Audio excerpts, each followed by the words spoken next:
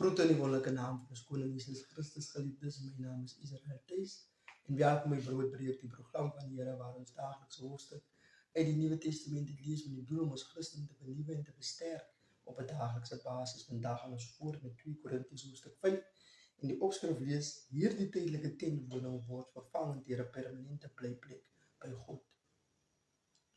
Ons weet dat wanneer ons aardse verblyf, wat net 'n tentwoning is, afgebreek word, ons 'n permanente blyplek by God het. 'n Huis wat nie met hande gebou is nie, maar wat vir altyd in die hemel bestaan. In hierdie tentwoning soeg en kreun ons, want ons verlang daarna om ons hemelse woning te betrek.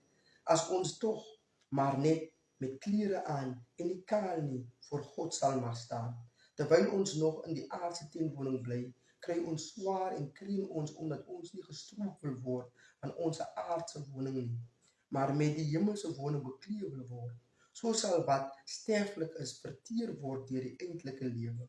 Hy wat ons hiervoor gereed gemaak het, is God. Hy het aan ons die deposito van die Gees gegee. Ons is dus altyd volmoed omdat ons weet dat alhoewel ons nog in hierdie liggaam woon, ons eintlike woning by die Here is. Want ons leef deur te glo en nie deur te sien nie. Ons sou moet, maar sou liewer uit die liggaam wil verhuis om by die Here te gaan woon.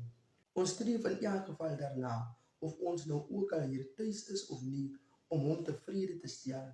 Ons almal moet voor die regbank van Christus verskyn, sodat elke van ons kan ontvang volgens wat ons in ons aardse liggaam gedoen het, of dit goed en of dit waardeloos was. Omdat ons soveel ontzag vir die Here het, probeer ons mense oorreed.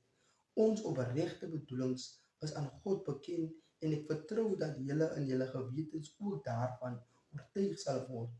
Ons beveel ons nie weer by julle aan nie, maar gee net vir julle aanleiding om op ons trots te wees, sodat julle iets mag hê teenoor hulle wat trots is op die uiterlike en nie op die innerlike nie. As dit lyk asof ons buite ons sinne was, was dit ter wille van God. En as ons by ons volle verstand is dit ter wille van julle. Die liefde van Christus hou ons vas. Omdat ons geoordeel het dat een vir almal gesterf het, glo ons dat ons almal ons ou sondige lewe afgesterf het. Hy het vir almal gesterf sodat die wat lewe nie meer vir hulle self moet leef nie, maar vir hom wat vir hulle gesterf het en opgewek is. Van nou af beoordeel ons niemand meer volgens 'n menslike maatstaf nie. Al het ons Christus ook vroeër volgens 'n menslike maatstaf beoordeel, oordeel ons nou heeltemal anders oor hom. Daarom, iemand wat een is met Christus is 'n nuwe skepping. Die ou dinge is verby, kyk, die nuwe is hier. Hierdie hele nuwe werklikheid kom van God af, wat ons deur Christus met homself versoen en aan ons die bediening van die versoening gegee het. Die boodskap van versoening bestaan daarin dat God deur Christus die wêreld met homself versoen het en nie die mense se oortredings teen hulle hou nie.